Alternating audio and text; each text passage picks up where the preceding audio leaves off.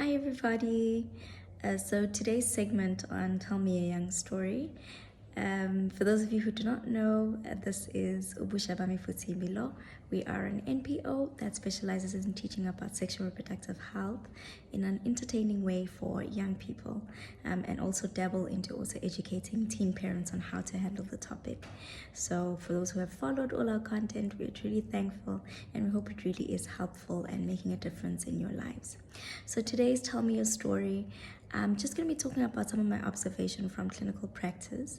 So this month's theme is teenage pregnancy, and also happens to be the month where South Africa celebrates women. So from my observation, one of the big things that I've realized are a huge contributor is women not necessarily taking ownership of the power they have when it comes to sexual and reproductive matters. And I want to start by making the disclaimer that in no way am I talking about rape. That is a clear violation and there is no negotiation on that one. But now I am talking about voluntary engagement in sexual intercourse. And with this, women are either not taking full ownership or they are shying away from how much power they actually have when it comes to decisions being made about your reproductive choices. So I've seen a lot of young girls come in and it's always the question, so what are you preventing with? And no one, or not no one necessarily, but a lot of people don't make the plans. They don't take advantage of the opportunity to seek health professionals and actually have a contraceptive plan.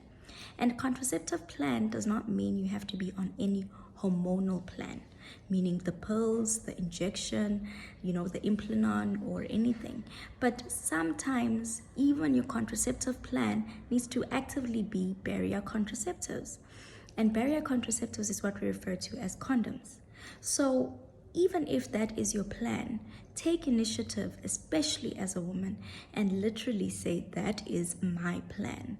And that means when the moments come, that is how you protect yourself. So there's no negotiation on the matter of what are we using, what are we not, because there's been stories also of people who speak about the partner not wanting to use barrier contraceptive.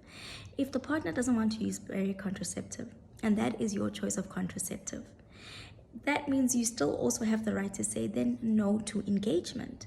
However, we also don't want to admit to that we are role players in allowing ourselves to be participant in sexual intercourse where our wishes are not honored, or where we allow men to also, engage in an unsafe way with us.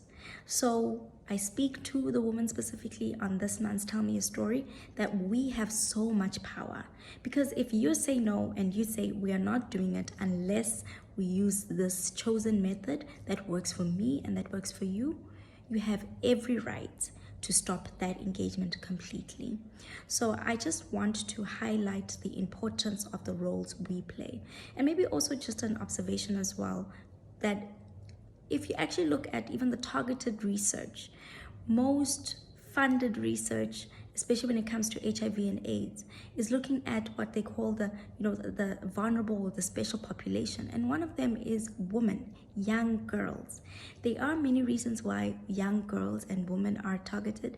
But the other thing that I think is a very powerful one is because women literally have the power to stop a lot of these things from happening.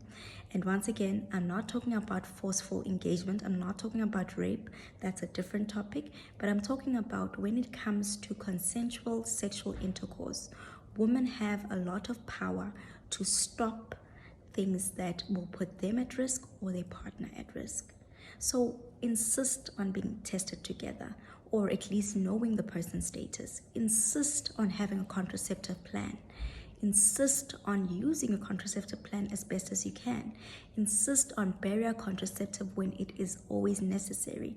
And if those things cannot be accommodated or your partner is not willing to budge, you have the power and the right to say no.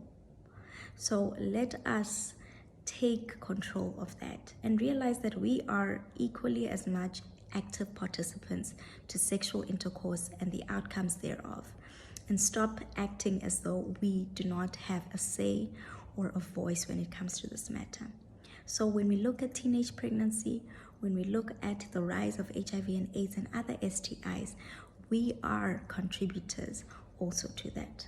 So this one is specifically for the women this month, and I hope we learn to take back that power and we learn to come prepared for certain things that we engage with, and take true responsibility for our health and our health needs. I hope that was helpful to somebody. Take care and continue to follow us and watch out for more posts as we raise awareness on teenage pregnancy this month. Take care. Bye.